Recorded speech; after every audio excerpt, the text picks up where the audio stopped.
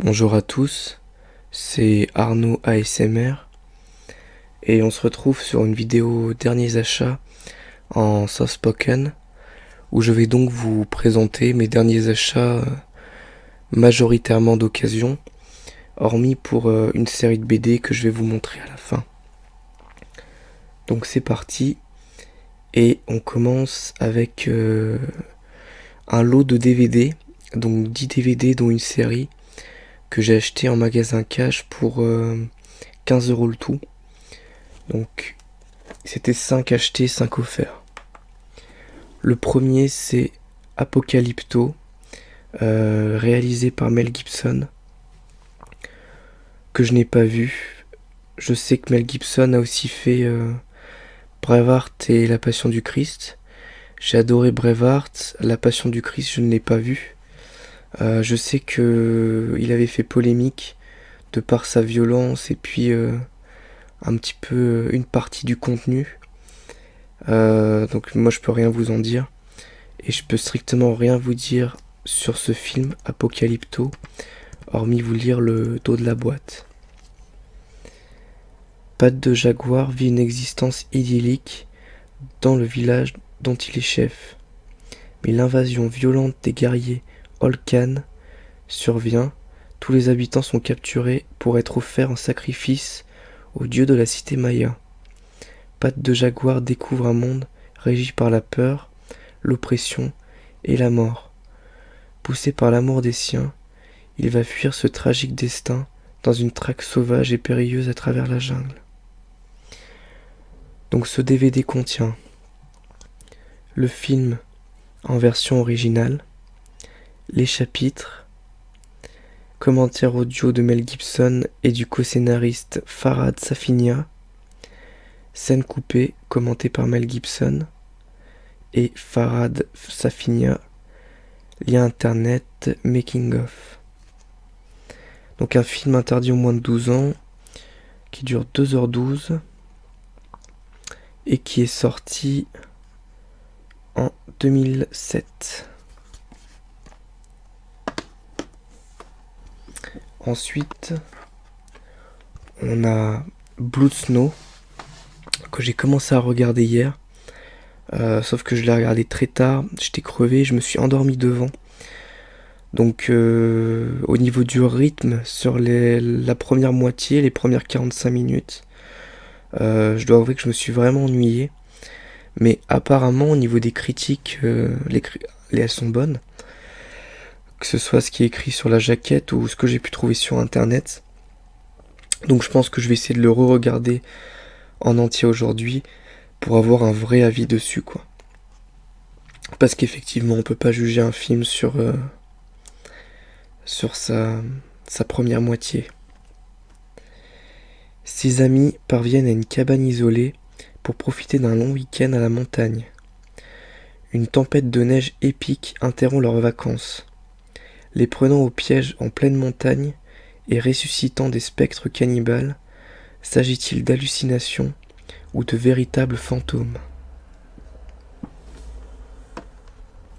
Ensuite, Candyman, un film d'horreur assez connu, dont j'avais beaucoup entendu parler.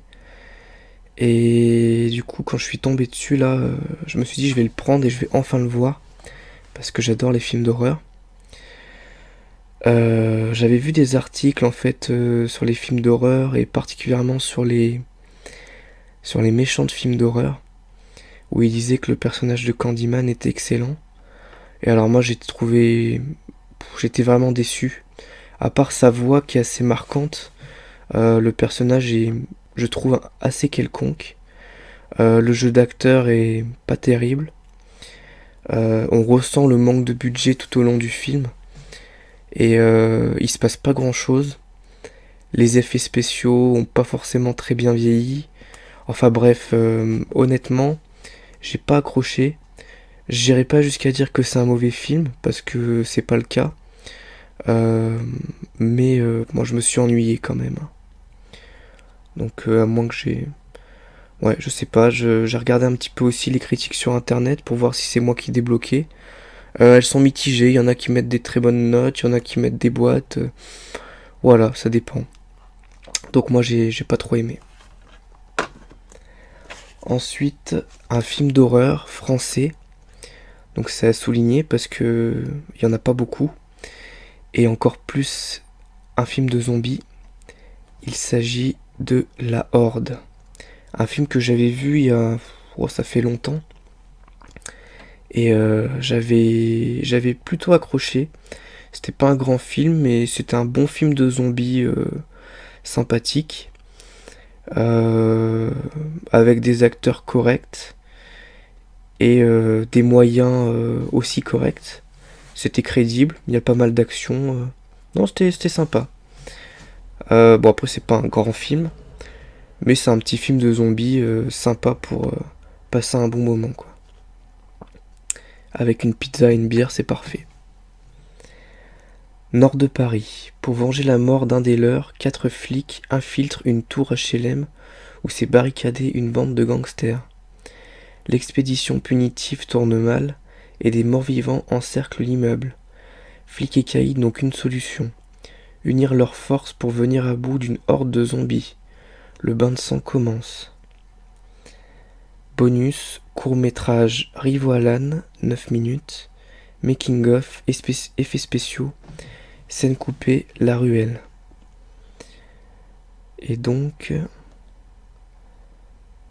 film sorti en 2009. Mad Movies, une invasion de zombies dans la plus pure tradition sombre et saignant. Voilà. Donc un film correct. Pas un film culte, pas un super film, mais un film tout à fait correct. Et vu que je suis un fanat de zombies, bah, ça en fait un de plus. Ensuite, un film que j'ai pas vu depuis longtemps. Je pense que ça doit faire au moins 8 ans que je l'ai pas vu. Il s'agit de Cube. Donc j'en ai un très très bon souvenir de ce film.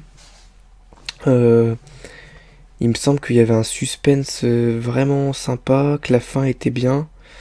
Cette espèce de huis clos SF était cool. Et j'avais vraiment aimé le principe du film. Donc je vais vous lire le dos. 6 personnes se retrouvent à leur réveil enfermées dans une prison étrange. Des cubes métalliques assemblés les uns aux autres, mais dans certains passages, recèlent des pièges mortels. La sortie est proche, mais le chemin, pour y parvenir, terriblement dangereux. Mystère, tension, panique, pression, cruauté, terreur, les mots ne manquent pas pour définir ce film incroyable qui mêle avec brio suspense et fiction. Donc j'avais bien aimé le fait que les personnages au début ne se connaissent pas, donc ils se découvrent un petit peu et je trouvais ça intéressant. Le principe du huis clos aussi, je trouvais ça cool. Et j'aimais bien aussi le principe qu'à chaque changement de pièce, il pouvait se passer quelque chose d'imprévu. Ça rajoutait vraiment une tension au film. Donc j'en ai vraiment un bon souvenir. Je l'ai pas vu depuis longtemps. Il est sorti en 98. Je me demande si ça fait pas 10 ans et quelques que je l'ai pas vu, quoi. Donc voilà. Au niveau du contenu du DVD, on a évidemment le film en version française et originale, les sous-titres, le commentaire audio, le court-métrage du réalisateur Elevated, les storyboards, comparaison de storyboard, dessin de costume, interview du réalisateur, palmarès de Cube, la biographie de Vincenzo Natali. Je sais pas qui c'est, ça doit être le réalisateur, je pense. Est-ce que c'est écrit ? Bon, j'imagine que c'est le réalisateur. Donc voilà, pour Cube. Donc ensuite, j'ai acheté un film d'horreur qui est Brainscan, qui doit pas être grandiose, mais j'ai vu en fait une critique du film qui m'a forcément spoilé, mais qui m'a donné envie de le regarder. C'est, je sais pas si vous connaissez le podcast qui maintenant est fini, qui s'appelle Crost, qui était vraiment génial, qui parlait de films qui faisaient le lien en fait entre le cinéma et le jeu vidéo, avec entre autres Karim Debache. Et donc du coup, il faisait une critique de ce film que je vous invite à aller regarder. Donc vous tapez Crust, C-R-O-2-S-E-D sur YouTube et Brainscan. Puis d'ailleurs regardez toutes les vidéos de Crust tant que vous y êtes, parce qu'elles sont absolument géniales.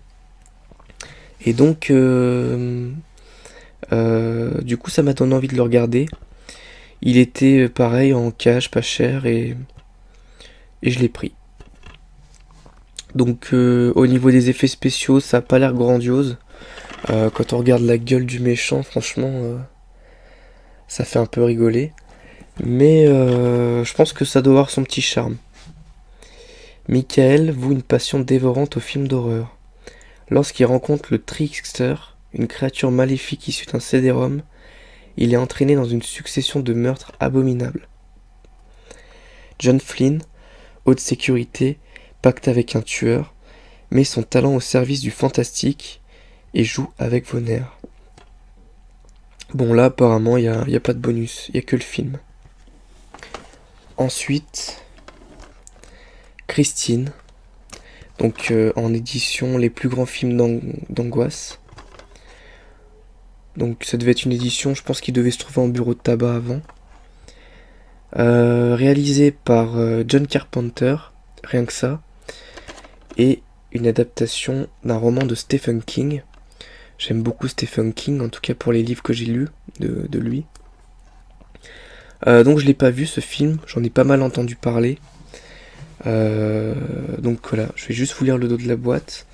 Bon, John Carpenter c'est un réalisateur culte, et j'imagine donc que ce film doit pas être mauvais, voire doit être plutôt bon. Ok, donc Arnie, adolescent complexé, achète une Plymouth Fury 58. Avec patience, il la remet en état jusqu'à ce qu'elle soit flambant neuve. Rebaptisée Christine, elle devient peu à peu sa seule passion. C'est alors que le comportement d'Arnie se modifie. Il faut dire que se retrouver propriétaire d'une voiture animée d'une vie propre et mue par un instinct meurtrier n'est pas spécialement de nature à calmer les anxieux. Donc je pense que c'est un film sur un tueur en série en voiture. Mais du coup voilà, j'en suis pas sûr. Si vous l'avez vu, n'hésitez pas à me donner votre avis. Évidemment sans me spoiler dans les commentaires. Ensuite, Les Dents de la Mer, que j'ai vu quand j'étais gamin. Je pense que je l'ai vu, j'avais peut-être même pas 12 ans encore. Et donc, c'est Emily ASMR Rose qui avait fait une vidéo où elle en parlait et qui m'a donné envie de l'acheter. Donc quand je l'ai trouvé là en cash, j'ai sauté dessus. Donc un film réalisé par Steven Spielberg, rien que ça, et qui est sorti en 1975. Donc pas tout jeune, mais pour ce que j'en ai revu, j'ai regardé un petit peu sur internet quelques scènes après avoir écouté la vidéo d'Emilia ASMR Rose. Et je trouvais que ça avait bien vieilli, en tout cas pour un film de 75. Puis il y a vraiment des très bonnes idées, on ressent vraiment la tension, et ouais, c'est vraiment un super film. 1975, jeune et prometteur cinéaste de 27 ans, Steven Spielberg plonge dans le cinéma dans une ère nouvelle, la sienne, provoque une vague de terreur sans précédent et vide les plages en un clin d'œil. Rappel des faits, une jeune fille est retrouvée morte, atrocement déchiquetée par un grand requin blanc de plus de 3 tonnes. C'est la panique à Amity Island.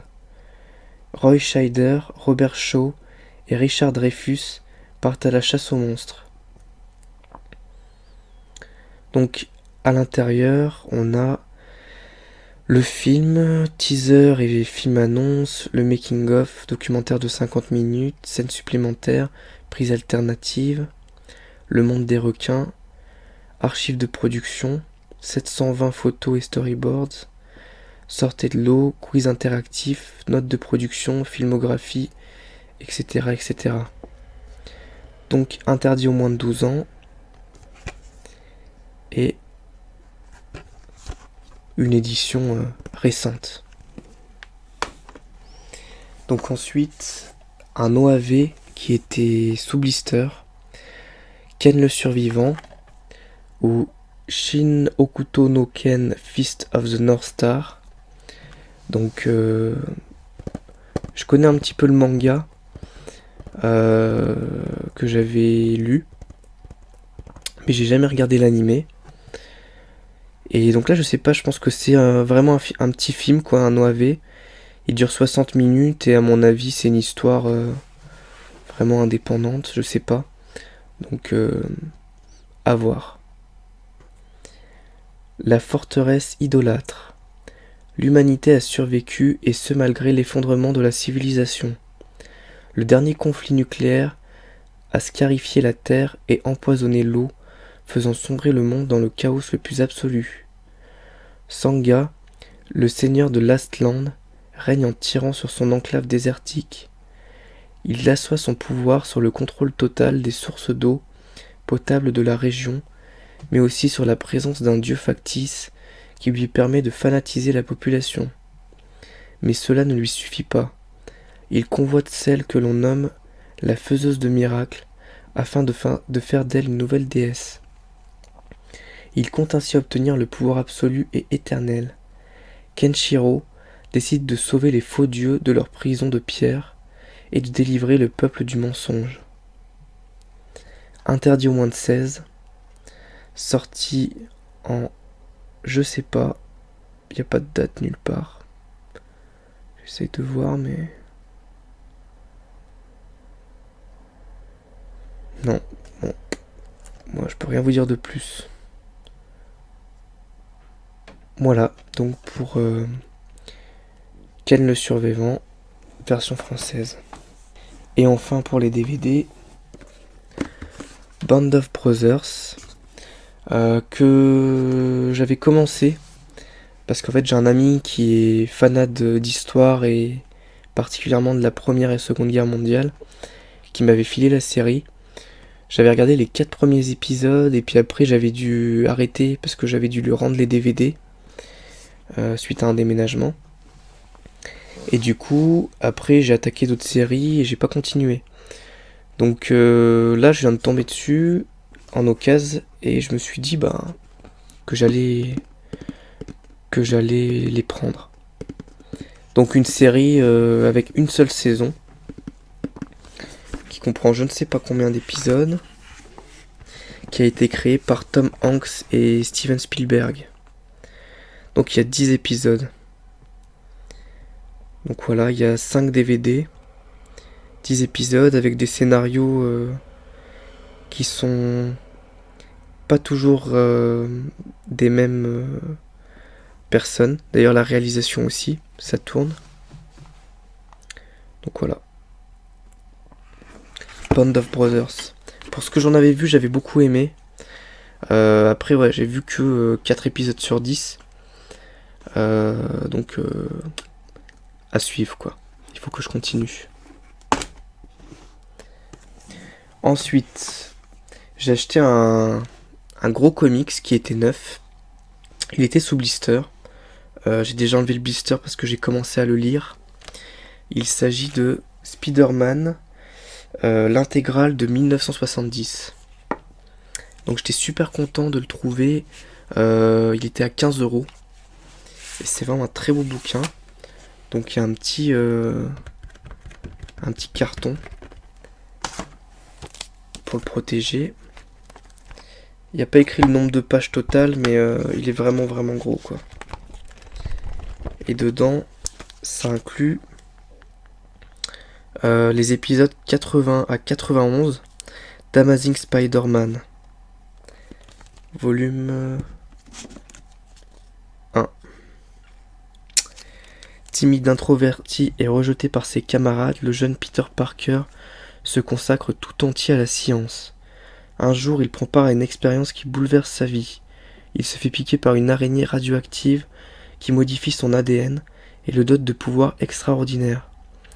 Force et agilité surhumaine, adhérence aux parois et sixième sens qui l'alerte en cas de danger. Spider-Man est né. Donc là, au niveau des méchants, qu'on peut voir là sur la jaquette, il y a le caméléon, le kangourou, Electro, le conspirateur, le caïd, la veuve noire, Octopus, encore Octopus, voilà, entre autres. Donc pour l'instant, j'ai lu que le premier avec le caméléon et j'ai vraiment adoré. Je trouve ça super cool de pouvoir relire des vieux comics comme ça. J'étais vraiment très content. Tiens, j'ai pas regardé là-dessous comment c'est. Ah bah c'est tout noir, y a rien d'autre. Y a rien en dessous. Ok, donc Spider-Man, l'intégrale de 1970. Donc ensuite, une série de BD, que cette fois j'ai acheté neuve, au prix de 14 € chacune. Donc ça m'a coûté quand même pas mal d'argent. Ça faisait donc 2 ans à peu près que j'avais arrêté de les lire. Parce qu'à chaque fois je me disais que j'allais attendre de tomber dessus en occasion. Et tout simplement je suis jamais tombé dessus en occasion. Et donc là j'ai craqué, j'en avais marre d'attendre. J'ai tout acheté d'un coup. Donc je m'étais arrêté au tome 16. Donc ça fait plus de 2 ans je crois que je m'étais arrêté.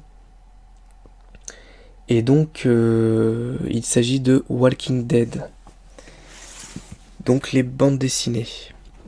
Alors Walking Dead j'adore. Mais j'aime surtout la BD. Je suis pas ultra fan de la série. Tout simplement parce que je trouve qu'il y a un gros problème de rythme dans la série. Et c'est un petit peu dommage d'ailleurs. Les épisodes commencent toujours fort, finissent toujours fort. Mais entre deux, il y a plein de trucs dont on se fout, c'est long. Enfin, c'est que mon avis personnel, hein, je sais qu'il y a plein de gens qui adorent. Mais honnêtement, moi, j'accroche pas. Et d'autant plus avec la bande dessinée que je trouve largement au-dessus de la série. Donc si vous aimez la série, si vous aimez les BD, franchement, lisez Walking Dead. Je peux vous assurer que vous allez trouver ça génial. Donc j'ai pris les tomes 17 à 22, soit 6 BD. Alors, il y a le tome 17 qui s'appelle Terrifiant. Le tome 18, Lucille. Le tome 19, Ézéchiel. Le tome 20, Sur le sentier de la guerre. Le tome 21, La guerre totale. Et le tome 22, Une autre vie. Donc là, c'est clairement ce qui m'a coûté le plus cher, puisque à 14 € la BD, bon, je vais arrondir à 15. Je vais arrondir à 15, parce que c'était 14,50. Ça fait 30, 60, 90 € pour les 6. Après, on rajoute 15 € pour toutes les DVD. Ça fait... Et bah 105. Et si on rajoute à ça Spider-Man, que je vais mettre en dessous d'ailleurs, ça sera mieux pour éviter que tout se casse la gueule et que ça soit plus du tout relaxant pour vous. Donc si on rajoute à ça Spider-Man, on est à 120 €. Donc voilà, j'en ai eu pour 120 € au total pour les DVD, Spider-Man et surtout les Walking Dead.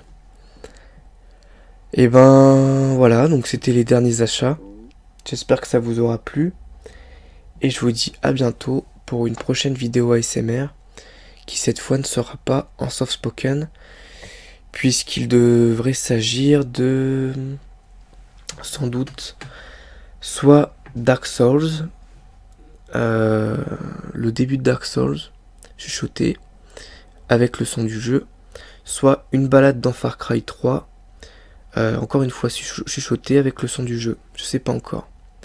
Voilà, à bientôt.